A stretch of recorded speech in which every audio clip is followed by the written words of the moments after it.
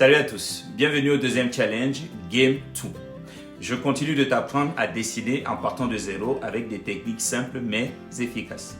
Un proverbe chinois extrait du livre du Tao et de sa vertu du Lao Tzu au 6e siècle avant Jésus-Christ disait, je cite, « Les échecs permettent de mûrir un problème et de découvrir la voie de la réussite. » Fin de citation.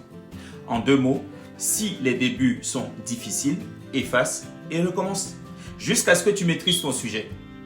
Allez, on commence le Game 2, mais avant, je t'invite à t'abonner à ma chaîne si ce n'est pas déjà le cas en cliquant sur le bouton s'abonner juste en bas de la vidéo et surtout activer la cloche pour recevoir en primo toutes les notifications des nouvelles vidéos. Partagez et likez au maximum autour de vous. Tu as certainement une ou plusieurs personnes qui ont besoin de suivre cette vidéo. Aujourd'hui, c'est le challenge J'apprends à dessiner Game 2. Allez, on y va.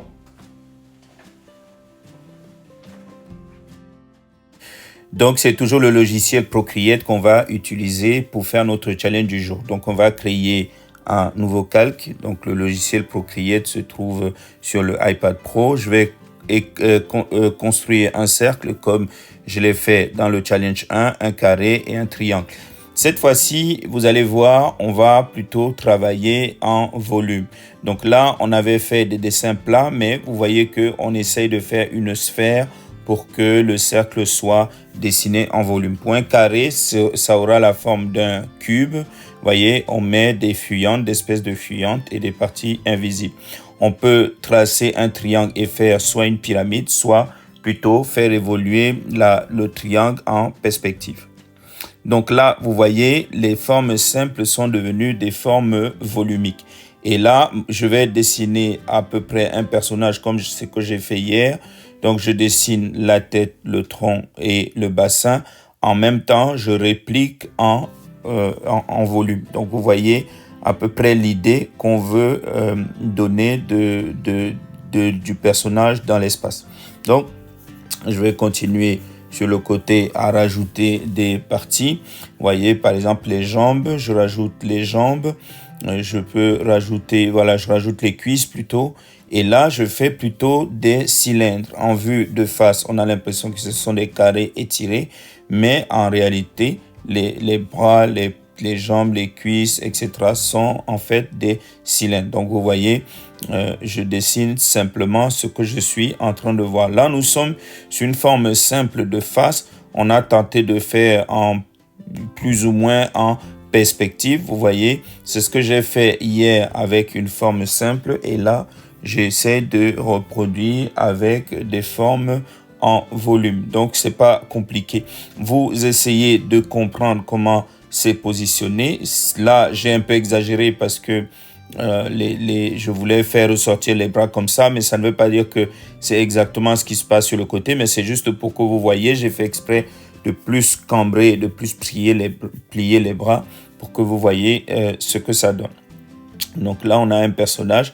Et là, je vais maintenant passer à autre chose. Donc en fait, je voulais justement vous montrer des postures dans l'espace, mais avant, je vais quand même revenir sur ce qu'on a vu hier rapidement pour faire le même principe, mais de profil. Vous voyez, on avait fait un personnage de face, homme et femme, mais on n'avait pas fait de profil. J'avais réservé ça pour ce challenge. Donc là, je construis mes 8 têtes, mes 8 compartiments. Donc, je vais mettre 1, 2, 3, 4, 5, 6, 7, 8, parce que l'homme, c'est environ 8 fois sa tête. Donc, je vais étirer mes lignes pour préparer justement la partie profil sur le côté droit. Donc, je vais prendre une ligne, je vais tracer une ligne pour permettre de repérer, de faire un personnage assez équilibré. Donc, là, ce que je vais faire, je vais diminuer un peu l'opacité parce que je vais utiliser un autre calque et je vais prendre une autre couleur pour que je puisse, voilà, travailler sereinement. Voilà, j'ai dû fusionner 2 calques parce que j'avais fait 2 calques où j'avais tracé les traits. Donc, je fusionne les 2 calques pour être tranquille. Donc là, avec la couleur rouge, je vais tracer le squelette, en fait, cette ossature, entre guillemets, avec des formes simples comme j'ai fait hier. Je prends la peine de bien équilibrer sur les côtés pour que ce soit parfaitement symétrique. Donc, je précise qu'on dessine à main levée et ça permet de s'entraîner aussi pour que au final la main ne tremble pas. Donc, je vais aller un peu rapidement. Je dessine les formes, voilà, comme on a fait la dernière fois. Donc, je dessine un coup et je n'oublie pas les articulations. Voilà, donc dès que j'ai fait ça, maintenant, je vais aller construire aussi le personnage de profil. Donc, je vais prendre aussi, je vais construire un autre calque. Je vais prendre une autre couleur. Je vais d'abord simplement tracer des formes carrées puisque nous sommes de profil. Donc, je ne vais pas encore arrondir comme j'ai fait sur le rouge. Vous voyez, le thorax est avancé un peu vers l'avant et le bassin est reculé derrière. Donc, le mollet touche la ligne, le derrière de la cuisse ne touche pas la ligne. Vous voyez l'importance de la ligne bleue qui a été faite là. Ça aligne les éléments du corps humain, le talon, le bout du mollet, l'extrémité, le fessier, mais c'est relatif aussi pour le fessier, ce n'est pas obligatoire, le dos et le derrière de la tête. Donc là, ce que je vais faire, je vais reprendre ma couleur rouge et je crée un nouveau calque pour finaliser. Le crâne, c'est une combinaison entre un cercle ou un ovale, si vous voulez, un carré avec un petit triangle qui fait le menton. On a le cou ou alors la colonne vertébrale qui commence à partir du cou.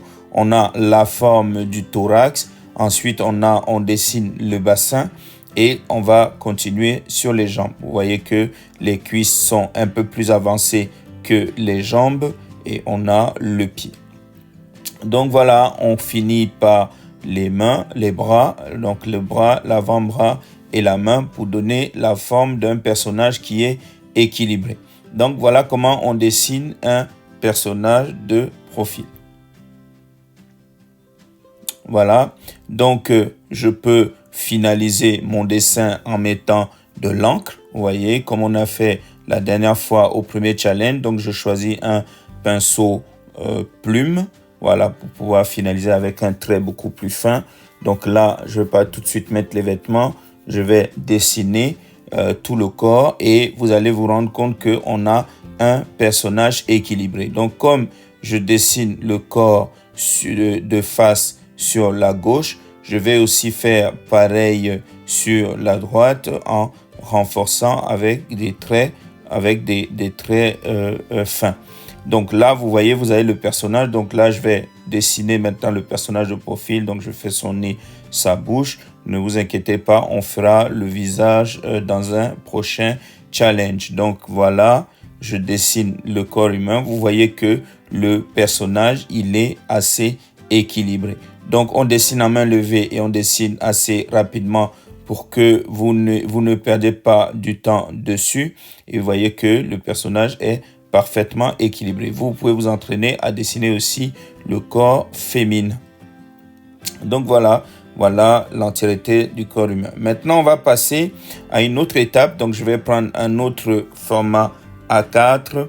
Et là, ce que je vais faire, je vais choisir par exemple une couleur qui me convient et on va dessiner des personnages dans l'espace. Donc voilà, je vais dessiner un cercle, vous voyez, et je vais essayer de mettre une ligne cohérente. Ouais, je préfère faire une ligne inclinée pour donner en fait le mouvement à la personne. Donc en fait, cette personne, elle est un peu inclinée vers l'avant. Donc je construis son thorax que avant je construisais uniquement avec un carré. Là, je fais carrément un parallélépipède rectangle. Ensuite, je mets des cylindres pour les cuisses et les jambes. Vous voyez que le bassin, il est carrément incliné et il y a un espace qui est créé entre lui et le tronc. Donc en fait, c'est pour montrer justement la flexibilité du corps humain et c'est là que vous découvrez les parties du corps humain qui sont délimitées par les articulations. Là, on a notre personnage qui met les bras sur les hanches. Vous voyez comment c'est formé. Je précise que cette posture, il est mieux de travailler les postures du corps humain avec beaucoup d'observation. Donc, qu'est-ce qu'on fait?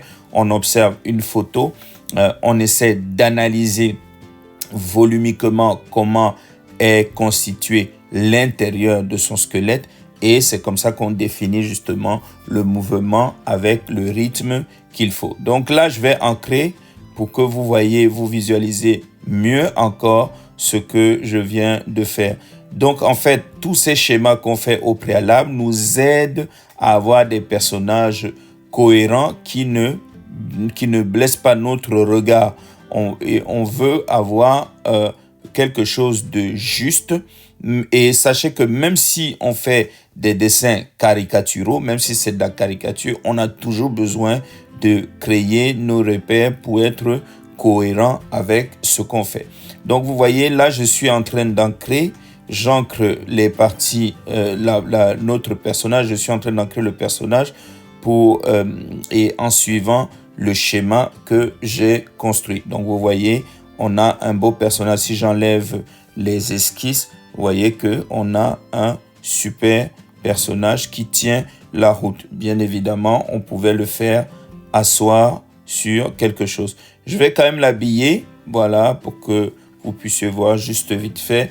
Mais ce n'est pas indispensable, c'est juste que vous voyez les étapes qu'on peut avoir du schéma à tout ce qu'on a ici.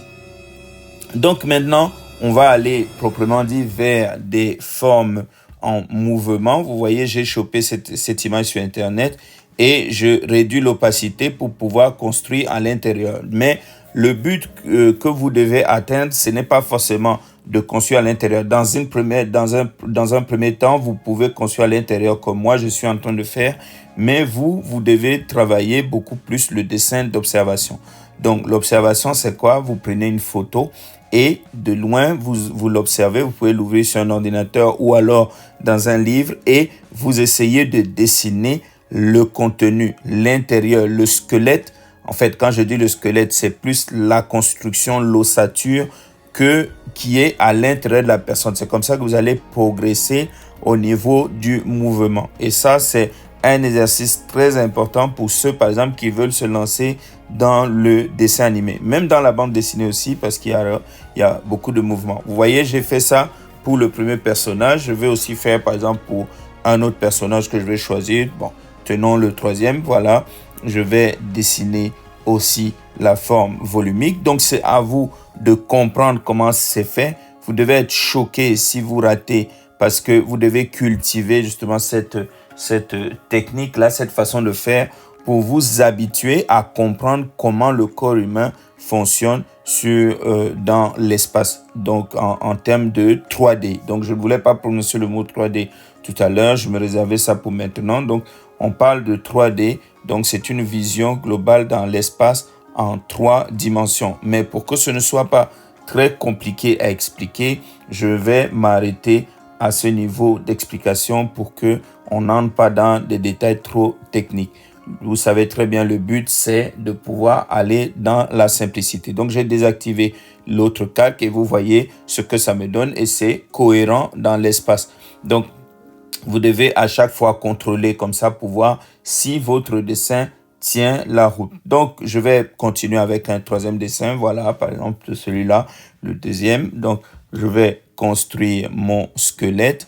Vous voyez, je pense toujours à où est-ce que la personne est orientée pour mieux faire ma perspective.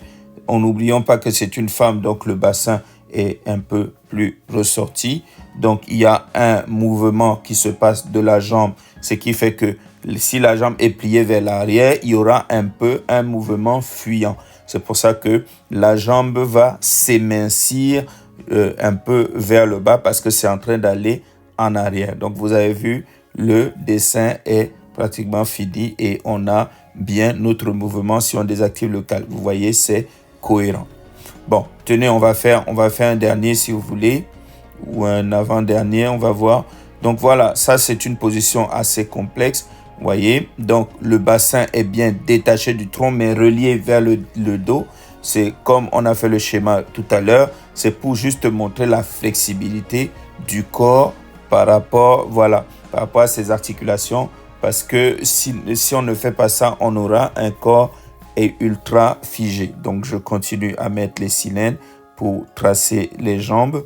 Donc, on peut vérifier. Je pourrais même peut-être rajouter une autre jambe, même si elle ne se voit pas là. Donc, je vais rajouter une autre jambe au pif, comme ça. Voilà. Et on aura, voilà, quelque chose encore de plus sympathique. Vous voyez qu'on peut relier le corps sans problème. Donc, je suis vraiment content de voir ça. Et n'hésitez pas à aller au maximum, étudier les formes. Donc, je vais prendre le dernier pour étudier la forme ou l'avant-dernier. On va voir si le temps nous permet. Donc, voilà, je dessine le bassin au sol avec ses bras. Je retiens que les bras, les jambes, les cuisses, etc. sont des cylindres. C'est pour ça que vous voyez que je dessine aux extrémités des cercles. Waouh, franchement, le dessin, c'est quelque chose d'extraordinaire. Vous voyez, on peut reproduire pas mal de choses, pas mal de mouvements avec juste des formes simples. Vous voyez, on a vu des formes simples. Là encore, on est dans des formes simples, mais cette fois-ci dans l'espace. Vous voyez que le dessin, il tient.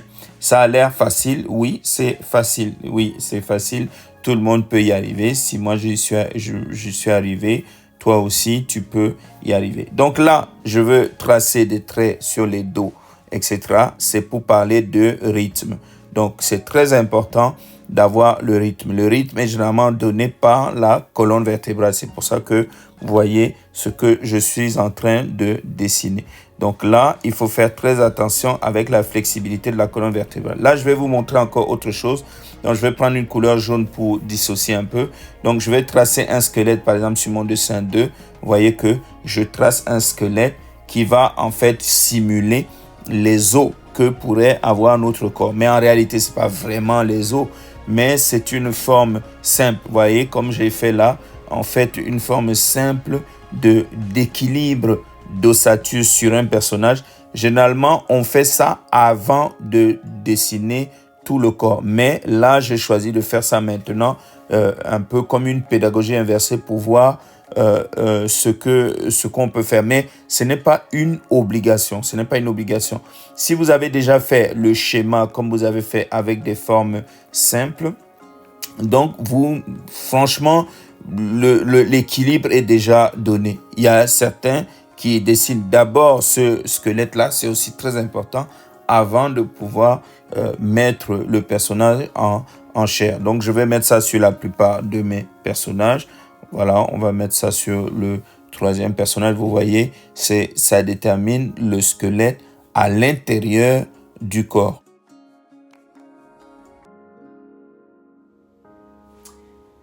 Ça y est, tu es capable de faire de belles choses désormais. Des personnages avec des formes à volume dans l'espace en donnant un rythme cohérent au corps humain. Ne rate pas la prochaine vidéo, ne rate pas le prochain game. J'espère que tu t'es bien amusé. Avant de te laisser, je t'invite, si ce n'est pas encore fait, à t'abonner à ma chaîne en cliquant sur le bouton s'abonner en bas de la vidéo. N'oublie pas aussi d'activer la cloche, de partager au maximum et de liker. À la prochaine et surtout, on y va.